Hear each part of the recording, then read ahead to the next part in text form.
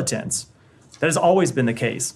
And so look, if you had a situation where Hamas commandeered a convoy and Hamas militants were operating a convoy, of course Israel would have the right to strike those militants. That's not been the situation that we've seen over the past year, except in some very limited circumstances. There have been a few reports here and there of Hamas commandeering convoys, in most cases returned quickly to the humanitarian organizations. It has not been, there's not been any widespread evidence that we have seen of Hamas actually taking convoys and commandeering them, which is, I think, the scenario, or the proposition of this scenario presumes. So the strikes that Israel has conducted on humanitarian convoys have been times when they have had failures in their deconfliction processes, where they have had intelligence failures, and when they've just made basic mistakes. And the thing that we have made clear about those is that those mistakes are unacceptable, and that humanitarian workers need to be protected, and humanitarian aid needs to be protected. So the idea that anyone at this department signed off on bombing humanitarian convoys is just absolutely ridiculous. So if you notice there, Sagar, he starts by calling the report absurd, but then throughout the answer, he basically confirms the report that if Israel believes that Hamas is involved with these convoys, then of course they have the right to strike it. That rationale is, of course, the one that the IDF has used each time it has struck a convoy. If you think back to the World Central Kitchen attack that killed all those aid workers, they said, well, we thought that there were a couple Hamas militants at some point before it went into the warehouse, and we thought maybe they were still there. Every attack on an aid convoy has used this very rationale. The other policy option available is, you know what, don't attack humanitarian aid convoys. Let's just have that as our policy. Like that's an available policy, and still to this day, not one that the U.S. has insisted on. I mean, the report itself is, I actually encourage people to go read it.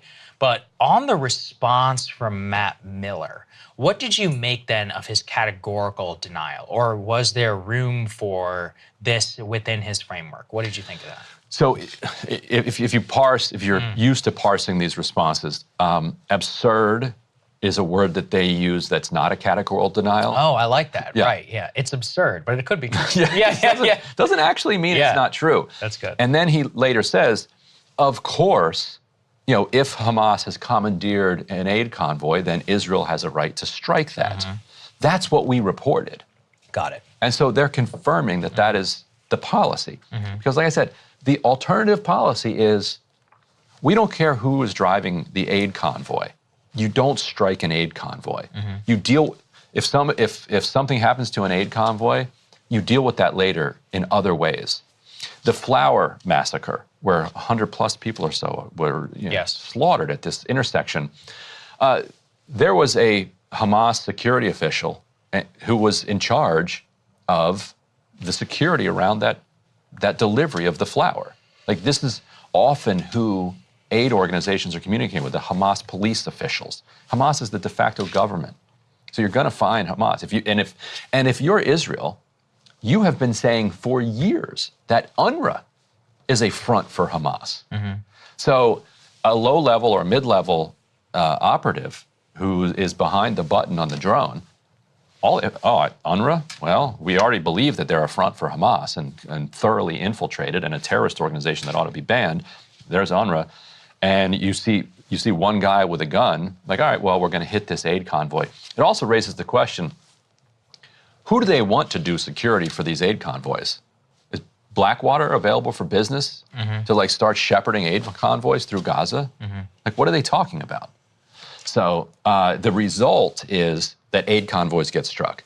And the result of an aid convoy getting struck is not just that particular flour or water or medicine doesn't get delivered, but then the aid organization itself not only has lost personnel, but usually stops for an extended period of time delivering aid.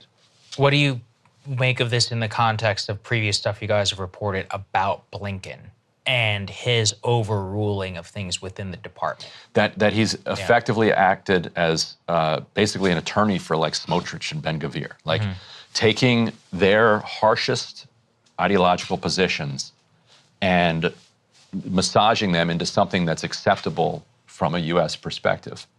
And I think that if you delved into his heart of hearts or something, what he would be saying is, look, it was either this or abject starvation, because they were telling me that not a single aspirin was going to get in. And I got 50 trucks in, and then the next day there were 60 trucks in. And yes, the result was that some convoys got struck, and that's unfortunate, but the alternative was much worse. So I think that's what they would argue. But on the other hand, it's the greatest superpower in the history of the world that is just getting, walked around by a client state. That's what underscores to me is like we go through all this bureaucratic BS to like approve all of this Israeli violation of U.S. law, and then you see the same machine kick in to justify anything Ukraine, wants to do. And it's like when you put those two things together, you're like, what are we doing here? These are choices. These are explicit choices. These are if anything, it seems to me like Blinken is such a powerful force because Biden is so cooked and so irrelevant that Blinken does run a lot of U.S. foreign policy with respect to these discrete choices. When Biden can coherently be like, just give them whatever they want or whatever. Yeah. But he's the one actually mechanically executing all of this. There was a new Axios report this morning. I love new Axios reports. Yes, absolutely. 4 sources say that Biden is increasingly frustrated and he doesn't trust. Yeah.